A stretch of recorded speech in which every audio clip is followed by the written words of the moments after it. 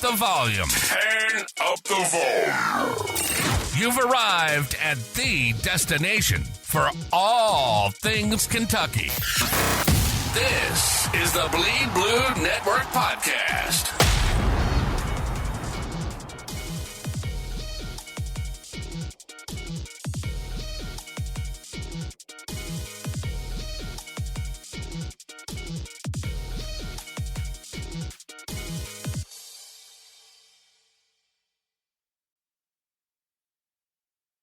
What is going on, Big Blue Nation? It is the Veterans Day edition of the All UK Ball Podcast. Bleed Blue, Rando and Selena on the mic. Selena, how you doing? I am good, Rando. And since it's Veterans Day, thank you, by the way, for being a part of the Marine. Happy birthday to Marines as of yesterday. Right. We appreciate that and everything you guys do for the country, obviously. So not looking too bad for 249 years old. Super excited. Super excited for next year. 250 is going to be a party. I'll tell you that right now. It's gonna yeah. The nation will not be safe November 10th of next year. Oh no. For sure. But, oh boy. It's no, Veterans Day is everybody appreciates folks who have served. We did a show on Memorial Day too, and that holiday is obviously very important, but it's kind of somber. It's memorializing those who have given up everything. Veterans Day is more kind of like a celebration. However you want to celebrate it, get with the people get together with folks they served with from years past, or there's clubs and VFWs all over the world, right? Or the world, I guess, country, maybe even the world, that are getting together and celebrating. People are going out with their families, getting free meals and whatnot. So it's like it's more of a celebration, and people get to reflect on their time that they served, and they get recognized for it. So that's pretty cool.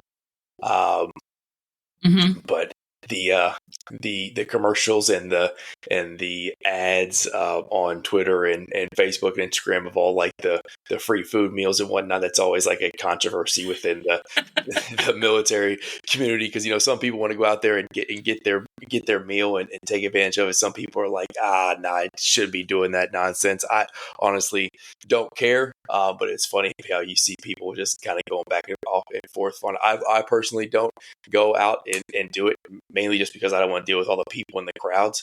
But we all have our thing. What I will do though is when you go on a plane and you get to the gate and they say, "Hey, this is a full flight," and those people like me who don't have a lot of money and sit in the back of the plane, you're probably gonna have to check your bag.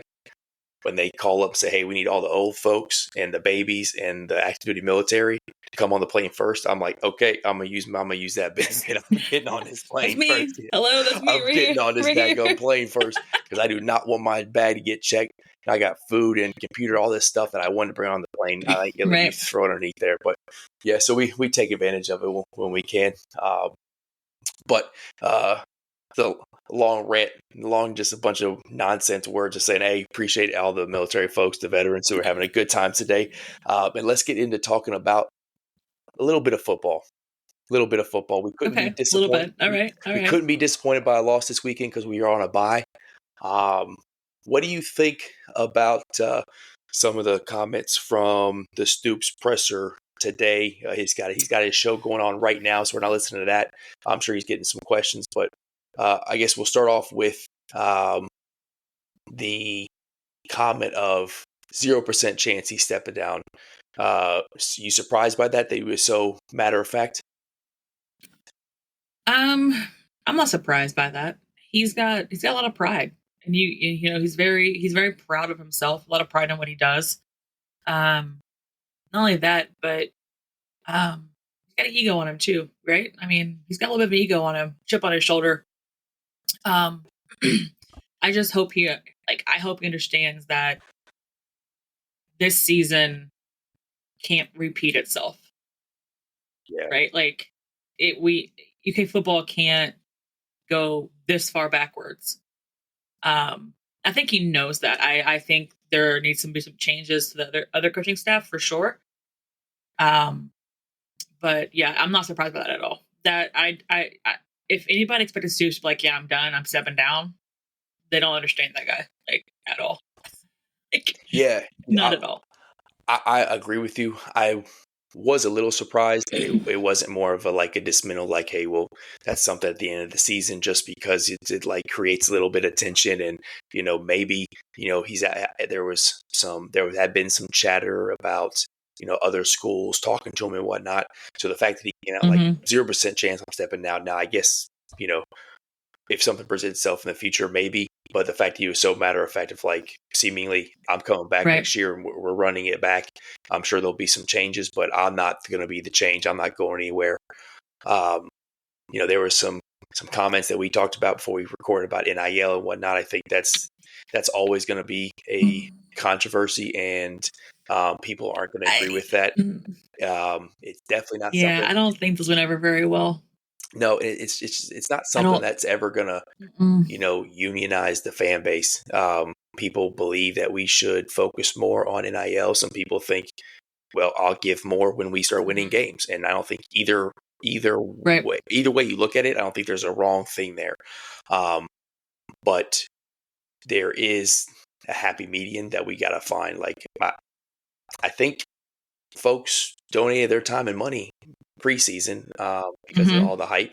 Now, are we cashing checks like Ohio State and Michigan and Texas? No, probably not. But we also haven't won as much as they have, and don't have a legacy football program like they do. So when we start showing that sustained potential on the football field and sustained wins and multiple seasons back to back strung together where we are competing in the playoff, I think you'll see some of that money start rolling in. But coaching matters. I think we both believe in Stoops. We haven't necessarily agreed with all of the coaching staff decisions so far, or the on-field decisions so far by the coaching staff. Right. But I was able to get together with some of the boys on the Border Rivals podcast last week. And, one thing that I will say after the Tennessee loss was that game showed me the team still has fight and they're still playing for Stoops, and Stoops still does care because they showed up for that game, and they could have easily got smacked in the mouth early, and it could have been over quick. And through 3 quarters, we were absolutely in that game to win it. So, I had my little monologue where I was saying I at least appreciate that from the team and the coach, that while the season hasn't gone well and we will end up potentially with a losing record and ending the bowl streak, which is painful to say, I at least appreciate what we've seen on the field, especially in these big-time games. Gives us something to watch. It gives us hope. It's still heartbreaking at the end of the day, but you still see some effort in there, and you see tweets from some of the players like, "Hey, I'm not giving up on anything. I'm playing for myself. I'm playing for my future. I'm playing for the team. I'm playing for the coach." Those sort of things. I do appreciate that, and we will continue to beat up the players and the coaches because we're fans, and that's what we do. But I think it is important to reflect on, hey, these young men are still putting in the work in practice, and they're coming out to at least try to give us a good product every Saturday where they lace them up. I need to understand why they show up like that only in the big time games. That's what I need to understand. Like, is there a different approach, different attitude, different mentality? Because it's Ole Miss, Georgia, Tennessee. They've shown up in these games, and the games that they should not have lost, they weren't the same team. That's my only question. Like, what is the difference in preparation for that? Yeah, like, you know what I mean? Think about it. Like, it doesn't make any sense. Yeah, and I think only the people in that locker room, have that answer for you. Whether they have, Georgia, they showed up. Ole Miss, they showed up. Tennessee, they showed up. South Carolina very early on. You could tell that was an underestimated team. They just walked into their hometown and did whatever they wanted to defensively. Ultimately, I think we've been hamstrung by the offense and their inability Mm-hmm. to consistently move the ball and score points. And we have highlighted that throughout the whole season. Yep. But, you know, there is definitely a different level of mindset and approach you put into a game as a player when you know you're playing a top 5 school and you have the ability to go to someone's, the the walk in your trap, take your trap kind of mentality. It's Pick up like, your trip. yeah, Yep. you definitely get a little more hype for that. And I think that's natural human instinct. What the coach has to do is make sure you bring that every single game. For those who listen to the podcast and see my Mm-hmm. tweets, I reference Kirby all the time, and I know Kirby just took a loss, but his team always is ready to play whatever game that they're going to play. I also reference Signetti in IU right now. Like, his team, doesn't matter if they're playing a team that they should beat by 40 or they're getting ready to go into a matchup with Ohio State. Like, his team is ready to play, and he's constantly just downplaying, getting rid of the brat poison of like, hey, yeah, you're a top 10 team in the country, and IU football has never been a top 10 team in the country, but you still haven't done a damn thing yet, right? So, like, don't let it get to your head. And I think that's where the coaching comes in. You have to kind of bring some humility to these players, because it's real easy to be like, hey, I'm the cock of the walk right now. Like, I am the dude who's representing blank football team. All this NIL money I'm getting, it's definitely harder now to present some of that humility and let them understand that you're not playing for yesterday. You're playing for the future. Right. So that needs to be definitely injected into the Kentucky locker room, as we already are looking forward to next season and a top 20 recruiting class. And we'll quickly forget the devastating season that we've had right now, and we will start getting ourselves hyped for the next season, because that's just what we do. There's going to be a lot of, does the OC stay the same? What does the quarterback play do? Do we get to hold on to Brad White, which is, I think, massive in defensive continuity? Does Vince Morrow keep doing what he's doing on the recruiting side, and does he decide to stick around after a tough season? Like, there's a lot of coaching and player decisions that are going to have to happen over the off season. So there'll be a lot to talk about, and eventually we will get to the point where it's the cyclic nature of Big Blue Nation, where we get to next August. It's like, okay, college football playoff, let's freaking go. We got a generational quarterback in Gunnar Boley, and blah, blah, blah. So, Life of a BBN fan right there. Life of the delusional Big Blue Nation fan. But hey, we will see what happens against Murray State. I guess before we close it out, I will ask this. I was open on my thoughts where I feel it is unfair to throw Cutter out there right now. I understand the thought of getting him snaps and live D1 play, but to put him out there for Murray State and then expect him to travel to Austin and play against Texas, that seems dangerous, because the psyche of a quarterback is a big thing. And I understand that he is supposed to be generational, and he can absolutely go out there and sling the football. But if we put him behind an O-line that can't protect him, and he gets in his own head when he shouldn't be out there playing ball yet, that concerns me. So I have reservations. How do you feel about it? I understand the thought of wanting to do so, right? Like, it's the thought of, well, this season's kind of a wash. Let's get him his reps, get some experience. But I do agree with you that sending him on over to Texas would probably, in all honesty, be a terrible idea. That is a very hostile place to play as it is. Texas does football like the state does football like nobody else does. Texas, even football Texas is huge. So I don't think sending him out against Texas would be a good idea. I know I can see him getting reps against Murray State, especially if, we have a big lead. I can see him, whatever, that cool. Give him some reps against Murray. But I don't think Texas would be a good idea, just because of the nature of the game itself.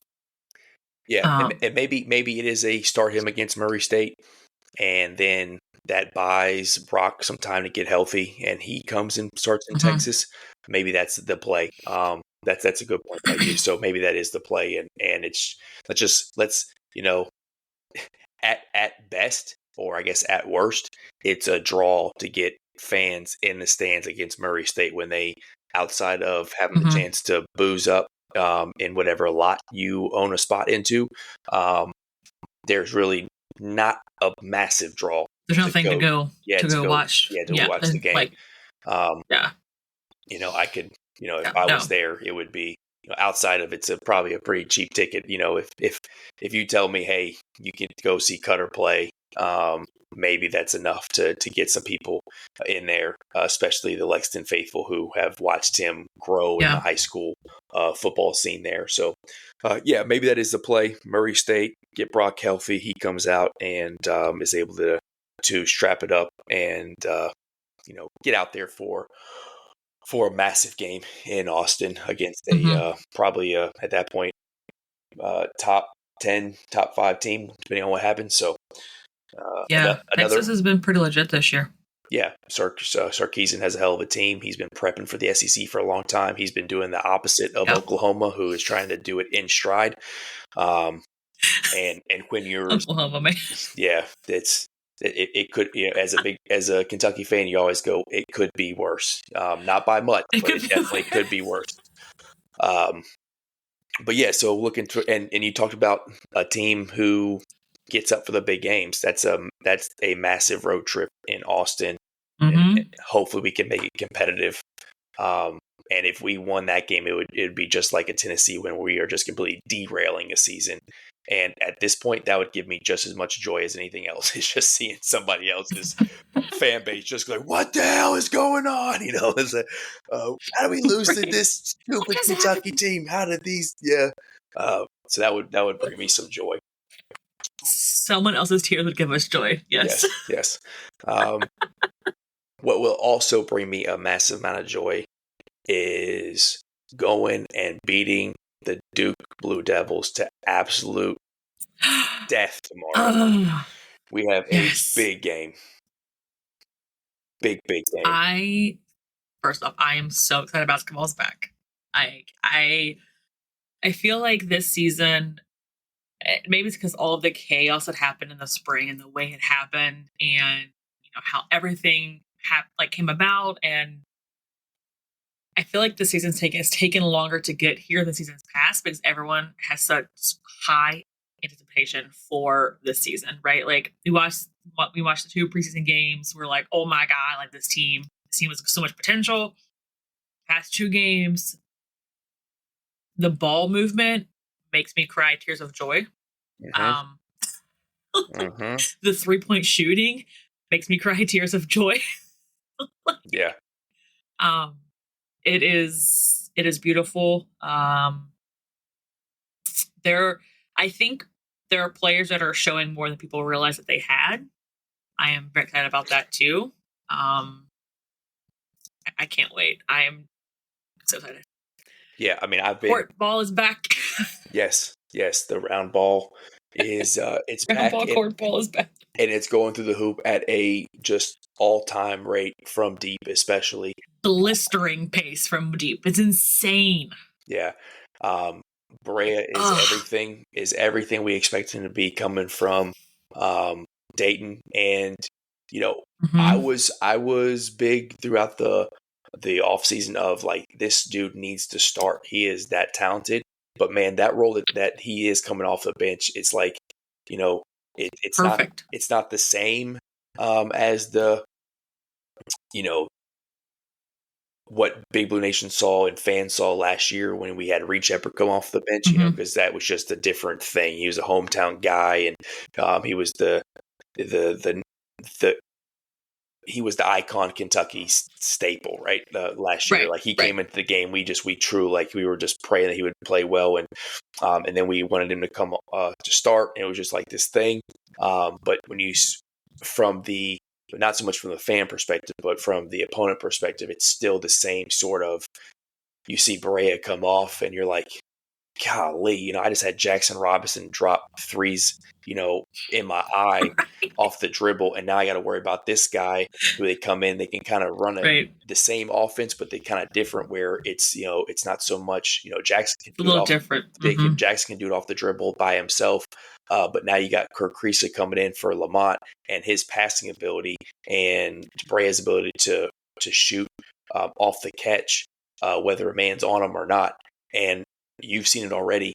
Anybody that as the ball moves and they move, as the ball touches Brea's hands, it's just a slight shot fake, and the defender's flying by him because they don't want it to they have to respect him. Yeah, they have to throw up there. But he can slight pump fake, he can gather dribble and get to his shot, or he can get in. But he is absolutely deadly. He's missed 2 threes, I think, in the first 2 real games. He's 8 of 10 the last 2 games. Yeah. So, 8 of 10. So a stupid rate of 3-point shooting from him in the past 2 games. Right. So there'll be some regression, but his regression is 50% from 3. So it's he's still going to shoot well, which is ridiculous as it is too. Yeah. So with him, the attitude that Kriisa that brings us off the bench. God, I love him. Oh yeah. I think it was important to note that, he's sass attitude. He talks a lot of shit on the court. Freaking love it. But a thing that stood out to me was during the Bucknell game, I think it was he had that crazy shot. He threw his arms up, right, turned around when, Brea shot it, whatever, went in. And then there's a turnover on the other end. And the passion he showed just from having that turnover, that speaks, that guy plays his ass off every single game for every minute he's on the court. He's like a little spark plug. He comes in and the pace immediately is faster, right? He pushes the pace constantly. He's annoying on the court. He pass ability is off the charts. He can also shoot though, so you have to respect him being able to shoot too, right? He just does. He brings a little extra something when he's on the court. I like having him and Brea in there together, like that. It's like teams are like, damn, man. Yeah. You gotta deal with this. I don't know. I could talk about this team forever. So I'm super excited about it. 100%. The team they have lived up to every bit of the expectation. They all fit the mold of Mark Pope and what he stands for. And they fit his offense. It's just, he went out, and what's so impressive is not only did he go and get dudes from the transfer portal, so far, the guys that he got and that he identified as these people will fit my system perfectly have come in and just fit his system perfectly. There seemingly are there are no egos on the team. I mean, Jaxson Robinson has not been the guy that we've leaned on in the last 2. It's he's getting minutes and the ball is in his hand. He's getting opportunities, but he hasn't been the leading scorer in the last 2 games. It's always somebody different. They're the same joyful kind of bench presence that we really enjoyed last year.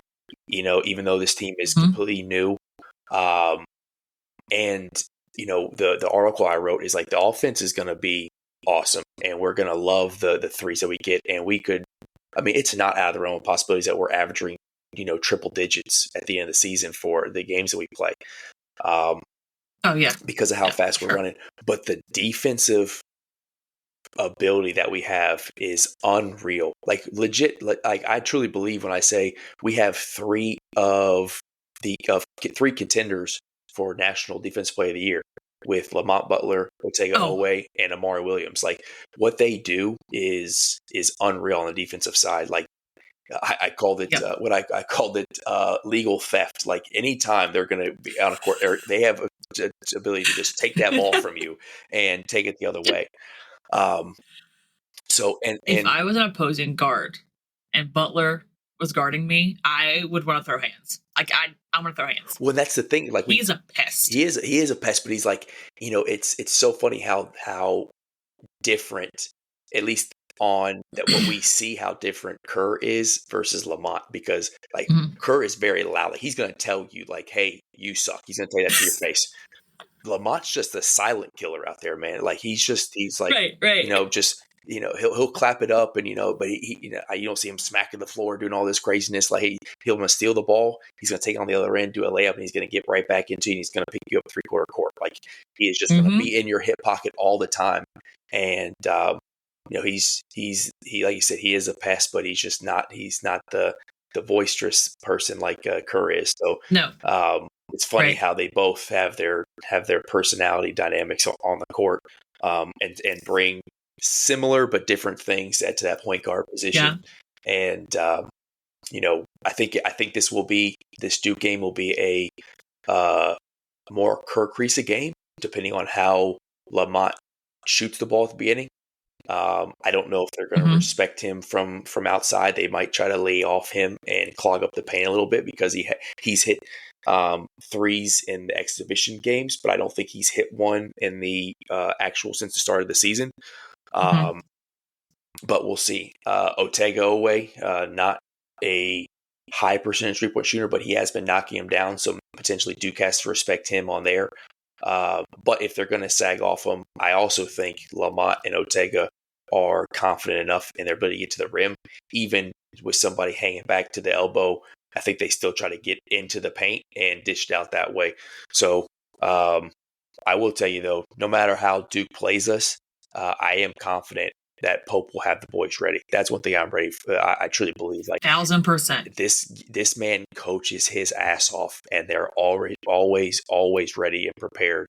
From the opening tip off when they ran the lob to Carr, to the out of bounds plays that they're running, and you see him like he sit there on the freaking whiteboard drawing it up, and the players do exactly what they want. The back cut to Jaxson Robinson played out exactly how he said it was going to. The way he sees the game is very impressive, and we have a coach who's legit coaching players instead of relying on talent, which, wow, what a refreshing thing to have on a Kentucky sideline. Yep. Yeah. I don't want to harp too much on comparing it because it's been all over the place. But I think the thing that stood out to me about Pope so far is he said it, and I think maybe the announcer said it too during the game, but to him, every game is the most important game of the year. Every single game, right? It's not just, we have this game that we're playing this. No, it's the team they're playing is the team they're focusing on, and then they'll get through it and they'll go to the next one. And I love that. I love how the players listen to him. They respect him. You can tell they respect him. They respect the coaching staff. They listen. They go out and they play their butts off for him every single minute they're in the game. I like watching him coach. You can tell he's studying the game as it's happening.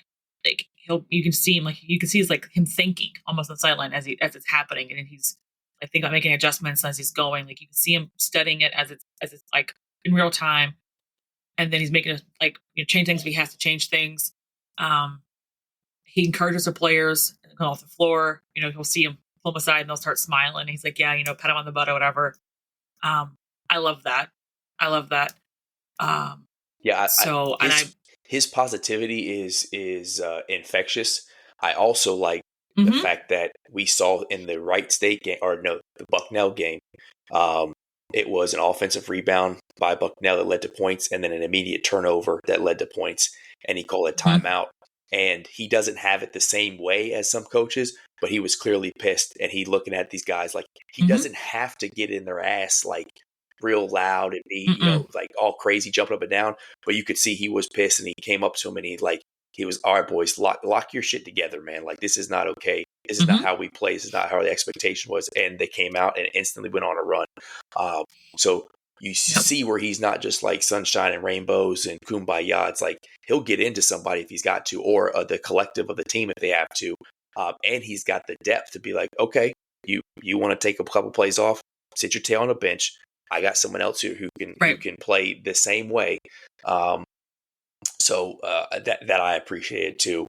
That leadership just is like it's just out there, like the presence there, and what he means to the fan base. Sign in balls for all these guys, and Cal did the same thing. So it's not, like, I'm not saying Cal didn't do it. But I'm not. Pope set a table in the middle of the Yeah. floor It's just, and was like, everybody's got a bomb, signing them on. I don't care. yeah, and it just seems different. And, we'll reflect on Mhm. this in 10 years. Like, that probably dies off at some point. If it doesn't, I'll be even more impressed, because it's like, eventually, like, now it's still new, right? We're still in the honeymoon phase of all this. Right. In 10 years from now, if he's still coaching, we'll see if he's still holding on to that same kind of inspiration of being the Kentucky guy coming back and coach Kentucky, and that enthusiasm, I guess, is probably the better word. But what he's doing right now is refreshing. It's impressive, and it's got all of us super excited for the possibility of actually winning a classic, winning one of these in-season tournament-ish games.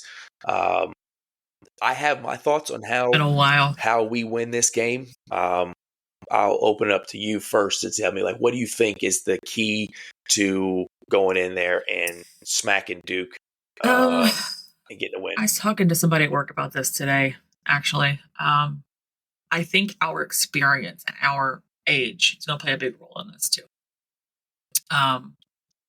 Because while we do have young guys, we don't have a starting five full of freshmen, or like maybe a sophomore too, right? We have guys like Lamont Butler, who has been in big games. He's not scared. Andrew Carr's, they're all older, so they're not scared of a big game. And I think our defense, will play a huge role. I haven't watched Duke at all this year. Like, I've barely time to watch UK. I've been so busy, but I've watched the games after the fact. I haven't watched Duke at all. But I do know Duke has triple guarded the 3-point line. So, I think we move the ball, obviously shoot the ball well, limit their rebounding, and just play solid fundamental ball. I think we'll be fine. That's my take on it. I do think our experience and age will play a huge role in this game. But that's just my take. So I've watched some Duke games and some highlights, and I've been doing a lot of research into. I didn't know if it was like how exaggerated it was on Twitter. It apparently is not exaggerated. Cooper Flagg is generational. Like, he's a hell of a ball player, but this whole like cramping, body seizing up, like apparently not in shape, is an actual problem. And Shire's come out saying, like, I have to help him keep his body right. We're trying to figure out what's going on.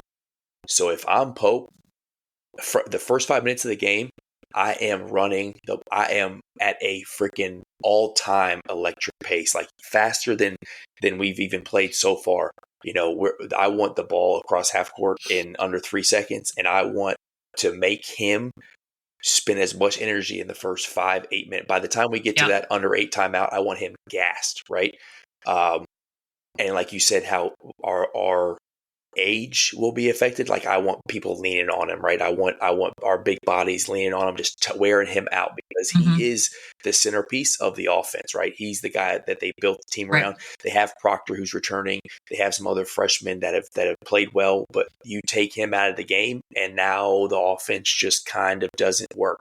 The same that we saw in the first few games when you took Lamont and Jaxson out of the game. For us, it's like the offense just didn't really click. Now they're starting to figure it out. With Kirk Creasy getting healthy and him playing in too. But if we're able to do that, I think we can easily start pulling away in this game in the second half. I am a massive believer in what our guards and forwards can do. I am most impressed with what Amari Williams can do. He is I don't think we realized the importance of what he was when he had the injury and he was out. Thank God that wasn't, a big deal, because right now I'm saying if he gets hurt, the offense has to change, because his ability to pass out of the paint, his ability to stretch the floor, he's not the shooter. Like, they say Garrison has the ability to shoot the 3 ball, but when Williams is out at the top of the key, or he extends out from the paint, he has the ability to dribble and go by a defender. We've seen that. He has the ability to pass. He can run the break.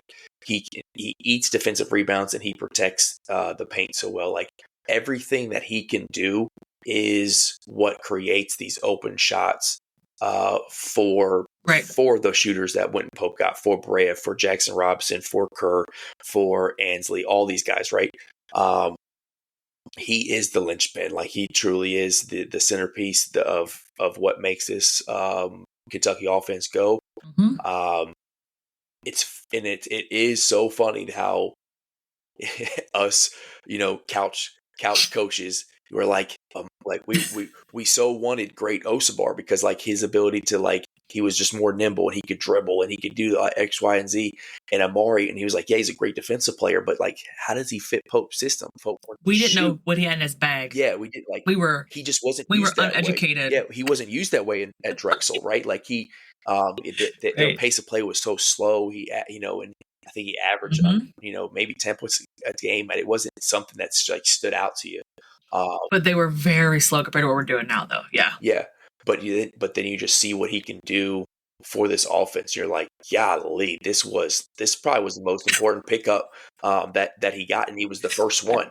So, again, does Mark Pope knows what he's doing? Because the first commit we got was Amari Williams, if I remember correctly. Yep. And he was the first big piece. And he's the dude who keeps this thing going. So super impressed with what he does. If he stays healthy, we have a legit chance because he is so freaking good at what Pope is asking. He's a matchup nightmare for a bigger guy. Yeah, like he runs the floor so well. Like, so he leads the break. He dribbles like a guard up the court. So does Garrison, though. To be fair, they both handle the ball pretty well for big men. Yeah. But I've tweeted about this a few times watching Amari. His passing ability, we said it was good. It's so underrated. Yeah. He sees the floor like a point guard, 1,000%. No look passes. He sees it. Like, I think I tweeted out when they were playing the other day that he saw a lane for Brea that Brea didn't even see. Right? Like he sees the game ahead of like what it's supposed to be and where it should be. Which for a big guy that's 7 foot tall, that's not common, right? Like, that's not what you see every day. And he's much more than we realized when he first signed. And I'm very happy that we now have him. Yeah.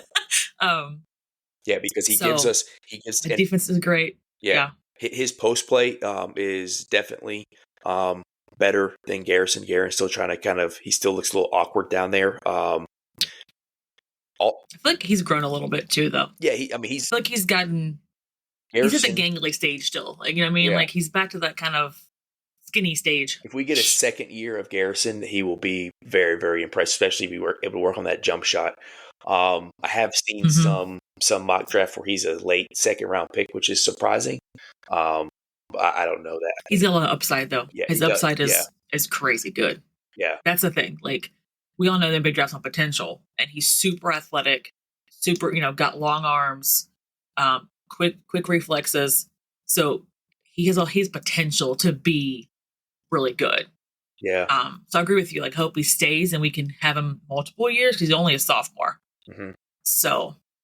Yeah, I would hope we could get him back. We'll see. If we don't get him back, though, that probably means that he went on the up and up and he played very well and probably carried us a far way. So that's how I think we approach this Duke game. Or if I was coach for a day and I had the information that was out there, it's like, okay, we are going to make, Cooper's going to be running suicides for the first 8 minutes of this ball game. And we're going to see what that intestinal fortitude of this young man looks like, right? I want to carry him to the depths and see if he can swim. But whatever Pope's plan Sink or swim. Yep. Whatever Pope's plan is at this point, I will believe in it because he has not given me any reason not to. No, I agree. He hasn't. I'm very impressed so far with what I've seen. So since we're recording before the rest of the Bleed Blue Network team has gotten together, we had the chance to give our players of the game early. Who do you think it's going to be? Who's your player of the game for Duke versus Kentucky?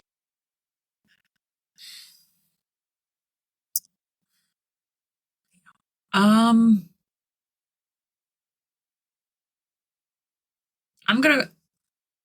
I'm gonna go Otega.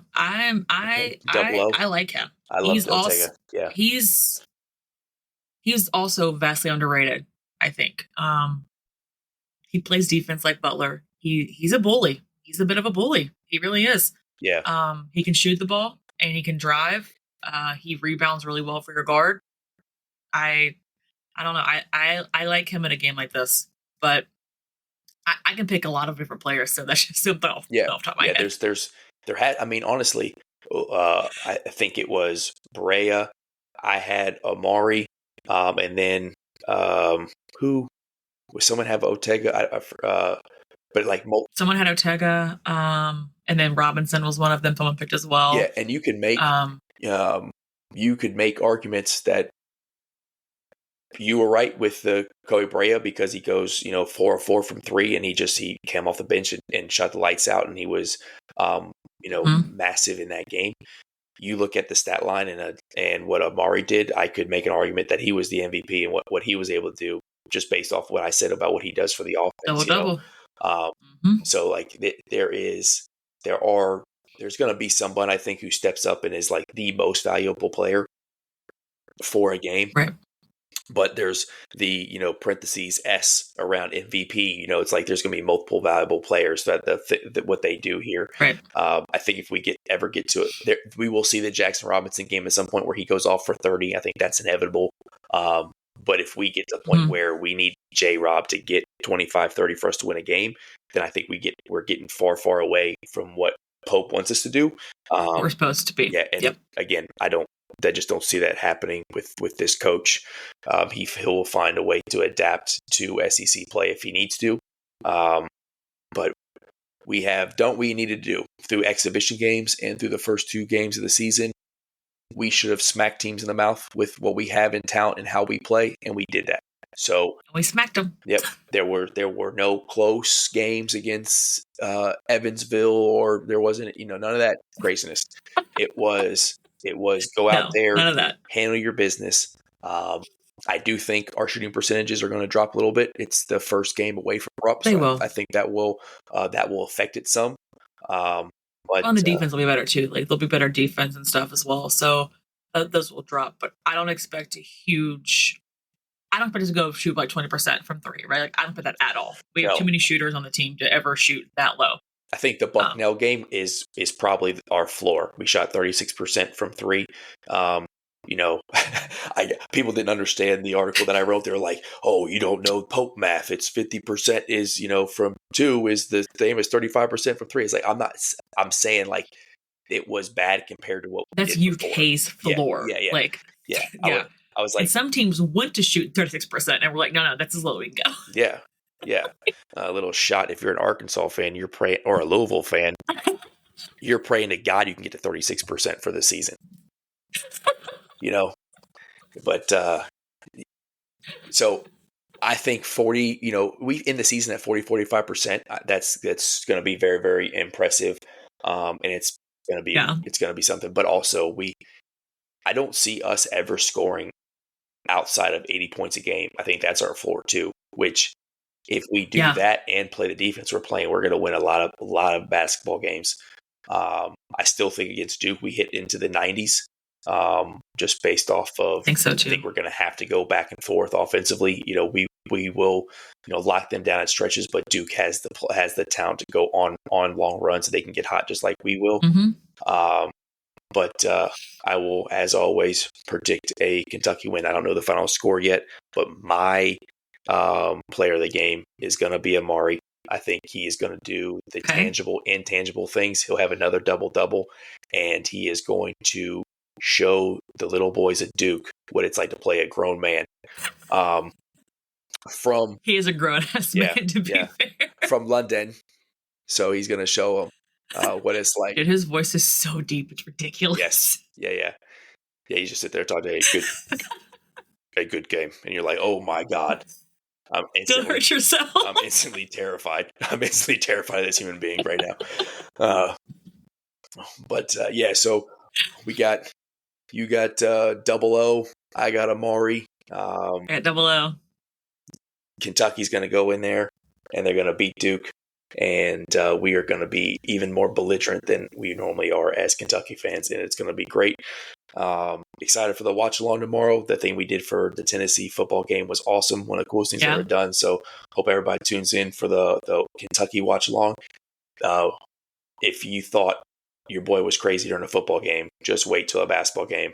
It is. Oh God. Yeah. I'm another level of crazy during basketball games. Like it goes up by 10 at least. I swear. I swear. Yeah. It's it is. We'll keep it PG as best we can. But yeah, there will be a lot of just have to catch myself. And that could be good or bad, because if we start going on a run, I'll start talking to these Duke players like they can hear me too. Yeah. Mm-hmm. But all right. Well, hey, it was a good talking to you on this Veterans Day. Again, shout out to all the veterans, all those who served, especially those who represent the blue and white. And Selena, we are in round ball season, like you said. Woo! Let's focus on the positive from here on out. Round ball season, focus on the positive, and assignment number 9. That's what we're thinking about. We understand the assignment. Yep, we're excited. As always, bleed blue and go Cats. Go Cats. Thanks for joining us on another episode of the Bleed Blue Network podcast. We hope you enjoyed diving deep into the world of Kentucky sports with us. Don't forget to stay connected by following us on Twitter at BleedBNation. Your feedback means the world to us. So take a moment to leave a review. Not only does it help us improve, but it also helps others discover the show. Until next time, keep cheering, keep listening, and keep bleeding blue.